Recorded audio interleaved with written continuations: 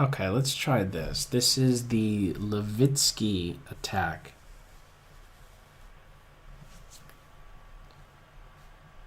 And now what?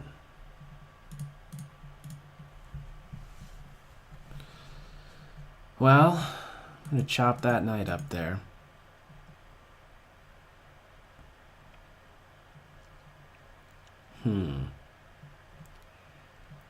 Okay, so with this compromised pawn structure, what should I be doing? How should I be reacting to this? My pawns ideally are going to be on dark squares, so let's do this as a start. I don't know what I want to do with my... Okay, wait a second. Now, that bishop already declared its intentions. I would love to get a knight on h5.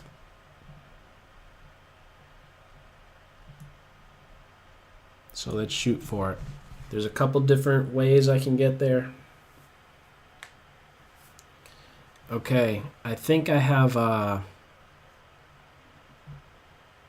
can I go so far as to say a winning strategy? Maybe. I might have a winning strategy here to throw my opponent in a very difficult position.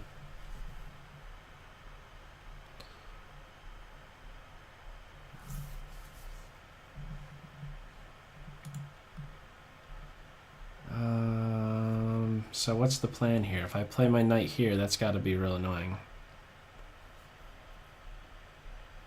If I push my pawn,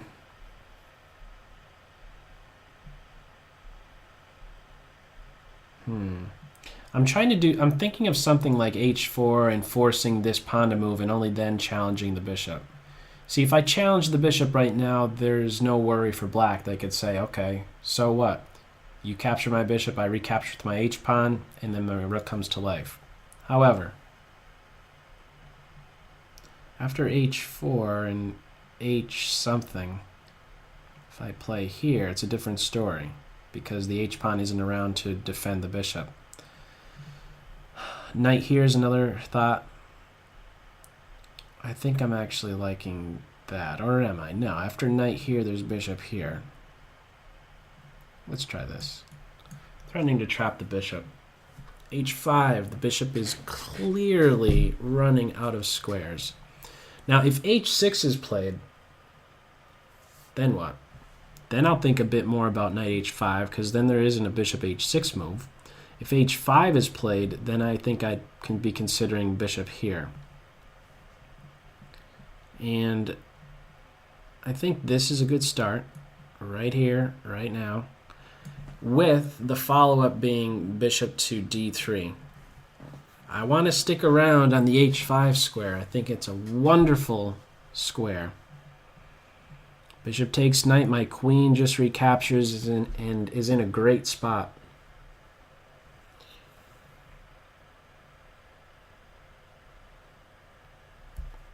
Whoa. Now that is something that I did not expect. How could I take advantage of that? Is there any way?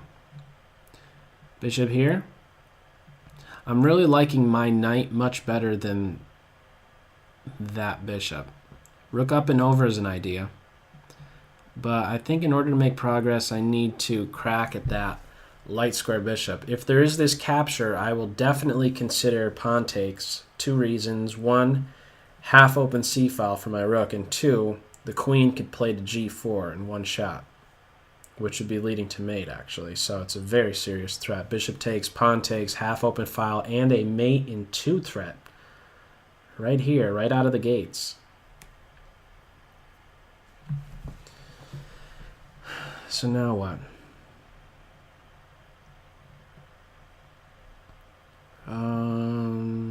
What do you do? If you're not familiar with this, well, you really do need to be familiar with this structure against this bishop g5 move. And I think it's something I should be looking into. I say that from time to time about how certain openings I should be learning more about because I think it would fit well with my opening repertoire. This being one of them. And I think, well, if I play my queen out right here, there is e4 and the door gets slammed on my bishop. Queen g4, pawn push.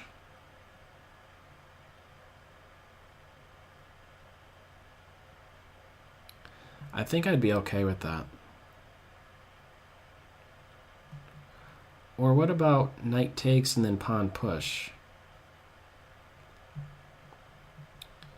Let's see. If I play queen g4, pawn push, bishop back to, I think, home. It's home square, and that way I have a knight f4 move coming up. I'm gonna try that. I think this is working, and I think it's very important to know how to react to this e4 move. May seem awkward, but I think it's a necessity. If after e4, if I played here, my queen doesn't have...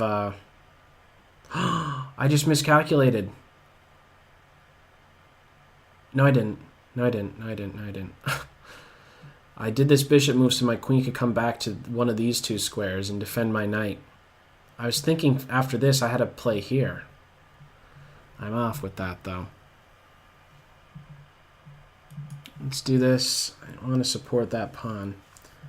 And I think I want to get in knight f4 real soon. This is starting to be very scary. Very, very scary. I didn't want to have to capture like that, but I think I'm needing to. This is very, very scary. Okay, so now I need to get developed. This is not good, and I'm not moving quick enough. Yeah, I need to go quick here. Pawn push. This is not good. I did not want to have to take like this. Now this pawn has possibilities of pushing forward. And the position can open up real soon. I am not castled, and I am also constrained in some way. My queen having to watch over the knight. I think I'm lost. I think there's a wonderful continuation here. I don't want to share it, though. I don't want to share it. Is my opponent going to see it? Might they be listening in? Are you listening? While you are playing against me. If you are, shame on you. Okay. Now what? Okay, I get this pawn. I thought the continuation was this f5 move followed by bishop takes pawn. Just having that knight come out there. I could get this guy. I'm going to take him. I don't want to take the light square bishop because then there's mate threat on f2. Within forking range, e7 and f6 both are covered by the dark square bishop. I'm just ready to come back here, though. And maybe push this light square bishop around a little bit. So there was something that definitely went wrong on my end. I'm weaseling out of it. Hopefully I could still convert this. I am on the queen. That is the first thing black needs to be dealing with. And now the knight could be playing here, or the bishop coming out. I'm going to give check. And if the king plays here, the bishop, I'll probably kick it away with this move. Actually, let's still just do it. And I think the bishop has to go, well, probably here. Okay. I want to maintain my knight's position. This is scary. I'm going to allow for bishop takes pawn. I'm not going to recapture if that occurs. My queen out. If bishop takes here, I'm not going to recapture. And let me defend here. 22 seconds. This pawn is falling, but I'm okay with giving something back just to get the queens off. Let's do this, actually. Let's get more material off here.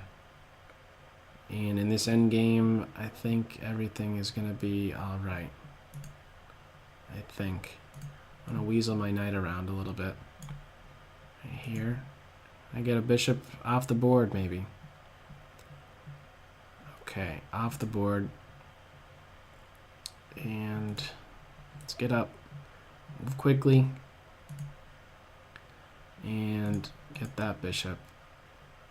And then get here. I was going to play here right away, but get that pawn, I get this pawn. They're pushing, though. And they're going quick. What's the trick? Pawn push, they're going to take that. Right here. Push, push, push. And then grab this guy and push, push, push again, get another queen. This is a lot of time. Okay, in a position where you can make those kind of pre-moves, 4 seconds is a lot. Good game. Down to the wire, and I should not have weaseled out like I did.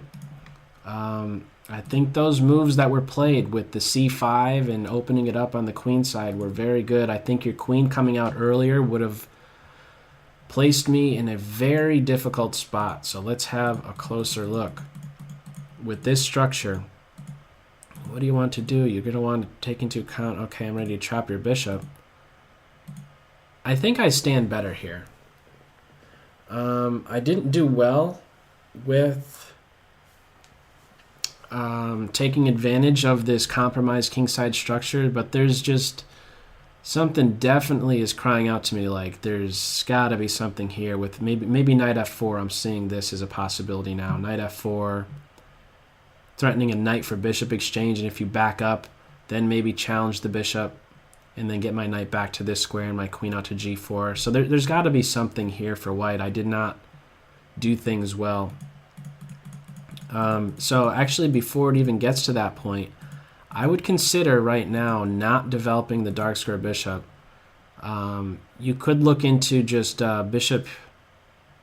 Well, it's still maybe a bit annoying right there. Bishop f5 because of this knight maneuver again. I think this should be all right though. How about bishop f5? If I go with knight e2, you play h5, and if knight g, you back up. There's still some calculation needed, because I guess there is the possibility for white, if black is going to be playing this h5 move, where the knight, bishop, and queen could eventually converge on that h5 point. What else?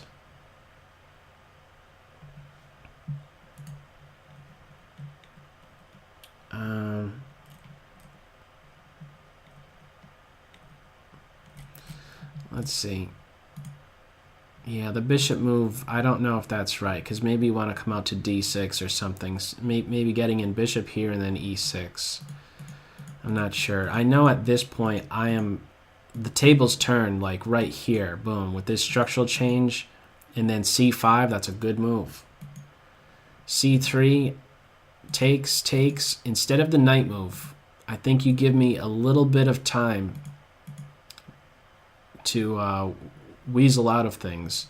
And I think instead of the knight move, how about queen to b6? What do I do if you play queen b6? I guess one thing I am threatening, and I'm just seeing it now, is knight takes bishop. Did I have this for a while and I was just missing it? Knight takes bishop followed by a pawn push. I was actually totally blind to that for the whole game, if that was available. After pawn push, right now it's available.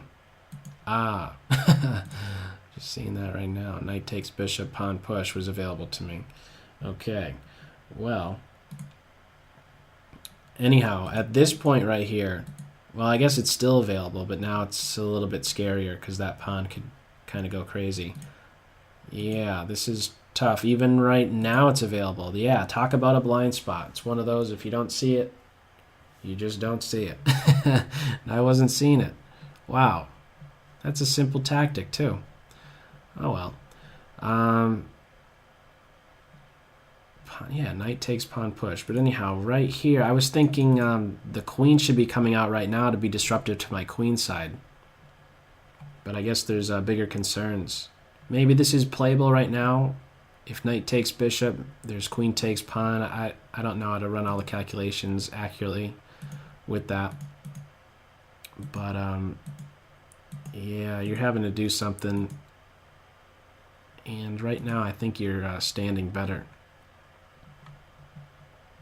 How about take the knight and then push the pawn or something? This is very tough. I don't like having my queen tied down to the knight, but anyhow, my earliest suggestion, I've seen a lot of things missed on my end. The same move missed multiple times, but don't declare that dark square bishop's intention so quick.